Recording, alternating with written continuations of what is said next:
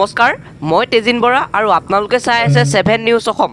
অসমীয়া জাতিক সবল ৰূপত প্ৰতিষ্ঠা কৰাৰ উদ্দেশ্যেৰে জনগোষ্ঠীয় সাংস্কৃতিক ঐক্য মঞ্চ অসমৰ উদ্যোগত খেতি বামফৰত 7 দিনীয়াকৈ জনগোষ্ঠীয় বিহু সমাৰোহ 2022 অনুষ্ঠিত হৈ আছে।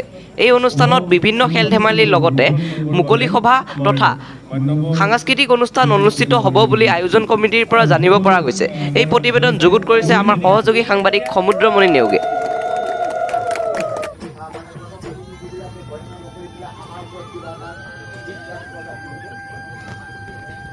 নৈষ্ঠিক বৰ্ণ হিন্দু মানুহ তেওঁলোকে জানো এটা গণতান্ত্ৰিক দিশৰ পৰা উচ্চমানৰ কবিতা লিখিব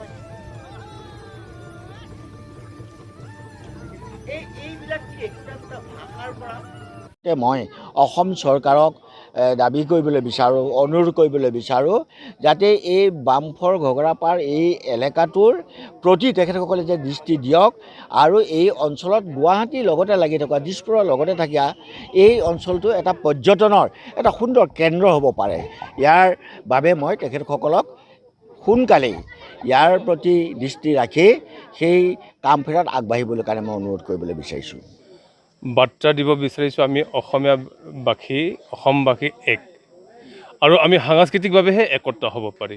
সেই সূত্ৰে আমি এই অনুষ্ঠানটো 7 দিনীয়া কাৰ্যসূচী কৰিছোঁ আৰু এই 7 দিনীয়া কাৰ্যসূচী এনেকুৱা কাৰ্যসূচী কৰিছোঁ যি কাৰ্যসূচী প্ৰত্যেকটো প্ৰতিভা প্ৰত্যেকটো জনগোষ্ঠীৰ বিহু সংস্কৃতি কৃষ্টি সংস্কৃতি আৰু অসমীয়া জাতিক কিয় আৰু সংস্কৃতিৰ যোগেদি কি আমি প্ৰতিপন্ন কৰিব পাৰোঁ, সংস্কৃতিয়ে কি কৰিব পাৰে, সেয়েহে আমি 5 দিন আলোচনা চক্ৰ কৰিছোঁ আৰু সাংস্কৃতিক সন্ধ্যা কৰিছোঁ।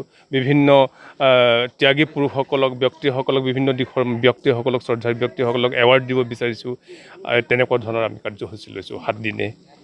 আজি 2 বছৰ মূৰত ক'ভিডৰ কাৰণে বিহু অনুষ্ঠিত হোৱা নাছিলে, এতিয়া পুনৰ বিহু অনুষ্ঠিত হৈছে। এগৰাকী অসমীয়া হিচাপে কেনেকুৱা অনুভৱ হয়?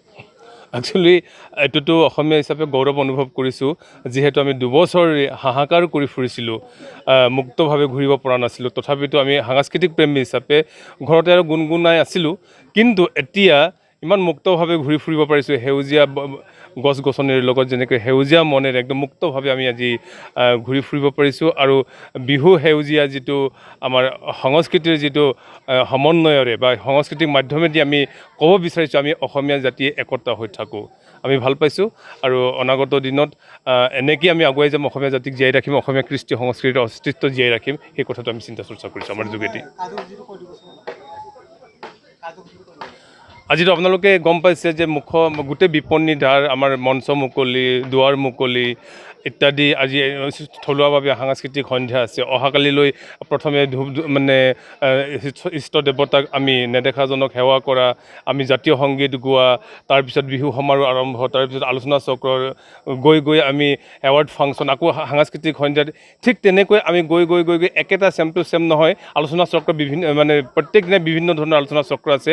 কৰ্ম সংস্কৃতি আছে, আধ্যাত্মিক সংস্কৃতি আছে, ৰাজনৈতিক সংস্কৃতি আছে, কৃষি সংস্কৃতি আছে, তেনেকুৱা আলোচনা চক্ৰ আছে আৰু বিভিন্ন জনগোষ্ঠীৰ শিল্পীসকলে সাংস্কৃতিক সন্ধ্যাত অংশগ্ৰহণ কৰিব আৰু যিমান পাৰিছোঁ যিমান শক্তিৰে পাৰিছোঁ সকলো জনগোষ্ঠীৰ দলীয় নৃত্যসকলক বা আমাৰ কৃষ্টি সংস্কৃতিৰ কৃষ্টিক আমি ইয়ালৈ আমি নিমন্ত্ৰণ কৰিছোঁ। যেনে মাজুলীৰ পৰা, গোৱালপাৰাৰ পৰা ধৰি বা তেজপুৰৰ পৰা ইত্যাদি গোলাঘাটৰ পৰা ধৰি তেনেকৈ পাহাৰৰ পৰা মানে ডিমা হাছাওৰ পৰা আহিব, কাৰ্বি আংলঙৰ পৰা আহিব, তেনেকৈ আমাৰ অহা কথা আছে খাটাং মানে চিয়ৰ। আৰু অতিথি বুলিবলৈ আমাৰ অতুল বৰা ডাঙৰ স্থানীয় বিধায়ক আছিল আৰু আমাৰ স্বনামধন্য আমাৰ মানে জাতিটোৰ শিল্পী বা বিশিষ্ট ব্যক্তি বা বিশিষ্ট আমাৰ সৈনিক শিল্পী বিষ্ণুৰাভা প্ৰসাদৰ পুত্ৰ শ্ৰদ্ধাৰ পৃথ্বীৰাজ ৰাভা আহিছিল মানে তেখেত আমাৰ মুখ্য উপদেষ্টা, তেখেতলোক 2জন আহিছে।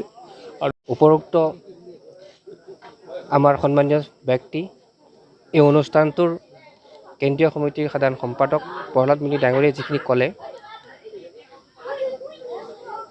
আপোনালোকে হয়তো বুজিছে। গতিকে মোৰ ফালৰ পৰা সদৌ অসমবাসীক অৰ্থাৎ এই কামৰূপ মহানগৰ জিলাৰ ক্ষেত্ৰী অঞ্চল বামফৰ ঘগৰাৰ সকলো স্থানীয় ব্যক্তি শ্ৰদ্ধাৰ ৰাইজসকলক মই অনুৰোধ জনাইছোঁ, আমি জনগোষ্ঠীয় সাংস্কৃতিক ঐক্য মঞ্চ অসমৰ সিদ্ধান্তমৰ্মে আৰু এই স্থানীয় ৰাইজৰ লগত আলোচনা বিলোচনা কৰাৰ পিছত আমি যিটো সিদ্ধান্ত লৈছিলোঁ যে 7 দিনীয়া কাৰ্যসূচীৰে ইয়াতে জনগোষ্ঠীয় সাংস্কৃতিক ঐক্যমঞ্চৰ উদ্যোগত আমি বিহু সমাৰোহ আমি অনুষ্ঠিত কৰিম বুলি সিদ্ধান্ত লৈছিলোঁ। আৰু আজি এইটো প্ৰথমটো দিন। আমাৰ এই অনুষ্ঠানটো এটাই লক্ষ্য যে অসমীয়া, বৃহত্তৰ অসমীয়া জাতি, অসমত অসমীয়া জাতি বুলি তেনেকুৱা কোনো জাতি নাই। অসমৰ সকলো জনগোষ্ঠীয় লোক মিলি পেলাই এটা অসমীয়া জাতি বুলি আমি ক'ব পাৰোঁ। ইয়াত কোনো নিৰ্দিষ্টকৈ কোনো অসমীয়া জাতি অসমত বসবাস নকৰে। ইয়াতে অসমত বসবাস কৰা সকলো জনগোষ্ঠীয় লোক, প্ৰতিটো জনগোষ্ঠীৰে নিজস্ব স্বকীয় সাংস্কৃতিক কলা, নিজৰ পৰম্পৰাগত ধৰ্ম আছে, নিজৰ মাতৃধৰ্ম আছে। সেই সকলোবিলাক সংমিশ্ৰণৰ ফলতে আমি এটা বৃহত্তৰ অসমীয়া জাতি বুলি আমি চিনাকি দিওঁ। তো সেই একেটাই উদ্দেশ্য যে আমাৰ সকলো জনগোষ্ঠীয় লোকসকলৰ যিটো আমাৰ বিগত দিনৰ পৰা অতি প্ৰাচীন কালৰ পৰাই আমাৰ যিটো মৰম আৰু ভাতৃত্ব এনাজৰীডাল যেনেকৈ আছে, তো তাতকৈ আমি অতি কটকটীয়া কৰিবৰ কাৰণে আমি চেষ্টা চলাই আহিছোঁ। কিছু সংখ্যক ব্যক্তি আছে যে নিজৰ ব্যক্তিগত মুনাফাৰ কাৰণে তেখেতলোকে আমাৰ যিটো অসমৰ ভাতৃত্ববোধৰ কিছুমান মাজত বিভেদ সৃষ্টি কৰি